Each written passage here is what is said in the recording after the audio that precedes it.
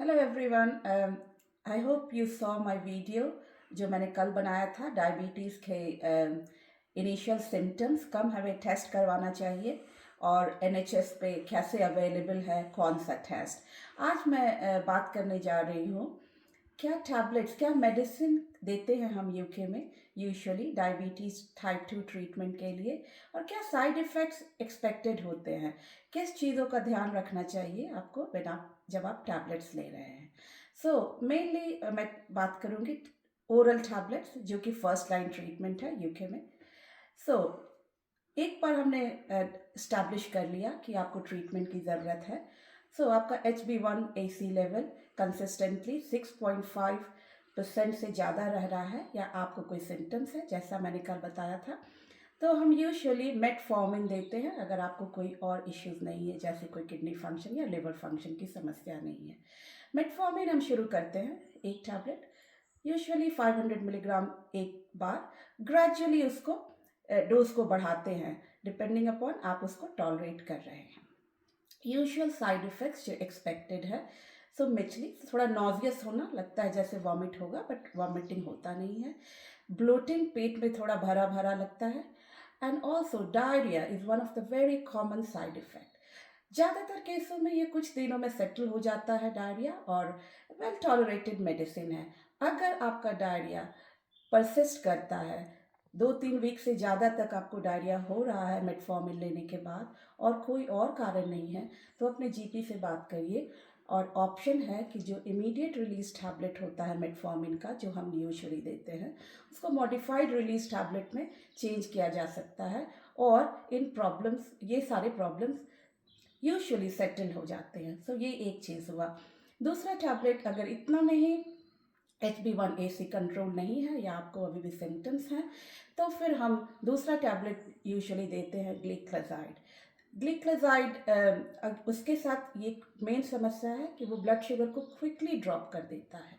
तो अगर उससे आप सिम्टमेटिक हो सकते हैं, अनवेल फील कर सकते हैं, स्पेशली अगर आप प्रोफेशनल ड्राइवर हैं या ऐसे भी कार ड्राइव करते हैं, और अगर आपका ब्लड शुगर सडनली ड्रॉप कर जाता है तो ये खतरनाक हो सकता है। बहुत इंपॉर्टेंट है ब्लड शुगर को कंट्रोल करना। और अगर आप वन ऑफ दोज पीपल हैं जो ज़्यादा सेंसिटिव हैं, तो ये टैबलेट फिर आपको हमें बंद करना पड़ता है। In some cases usually well tolerated, हम स्मॉल डोज पे शुरू करते हैं और ग्रेजुअली जैसा आपका रिस्पॉन्स एंड टॉलरेंस होता है उस हिसाब से डोज को इंक्रीज करते हैं।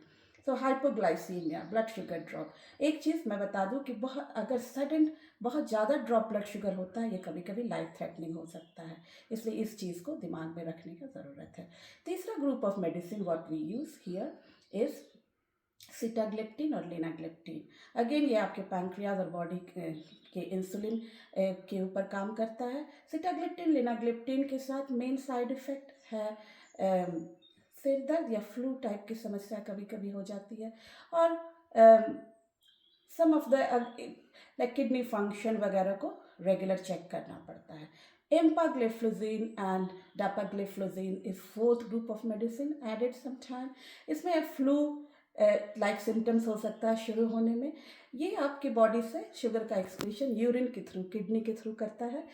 आपको बार बार पेशाब करने की ज़रूरत, आपको at risk urine infection and genital like thrust वगैरह होने का ज़्यादा चांसेस रहता है। अगर आपको कोई इलनेस हो जब आप डापाग्लिफ्लोजिन और एम्पाग्लिफ्लोजिन पे हैं, तो ये इम्पॉर्टेंट है कि आप जल्दी मेडिकल सहायता लें, क्योंकि आप there are some risk of diabetes ketoacidosis और ज़्यादा इल होने का, और कभी कभी हमें वो टैबलेट होल्ड करना पड़ता है, रोकना पड़ता है जब आप इल होते हैं।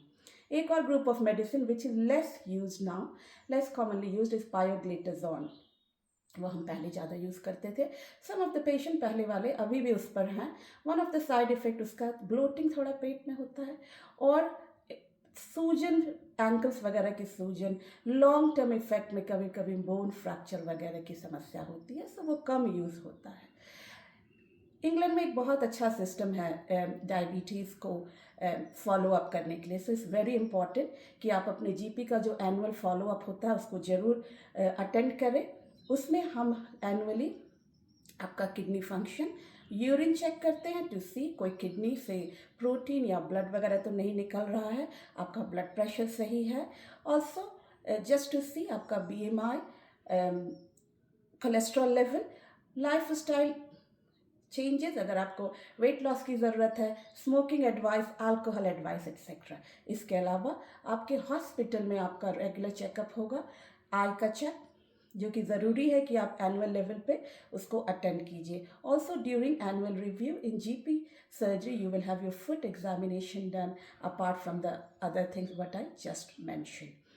एक और मेडिसिन अभी काफ़ी चर्चा में है, जो कि अगर आपका HbA1c और डायबिटीज़ बहुत वेल कंट्रोल नहीं है, और आपको कोई हार्ट की समस्या है, या आपका BMI मोर देन 35 है, और टैबलेट से आपका ट्रीटमेंट नहीं कंप्लीट हो रहा है, तो ये वेट लॉस मेडिकेशन के नाम से भी जाना जाता है, सेमाग्लूटामाइड और ओजेम्पिक ग्रुप ऑफ मेडिसिन।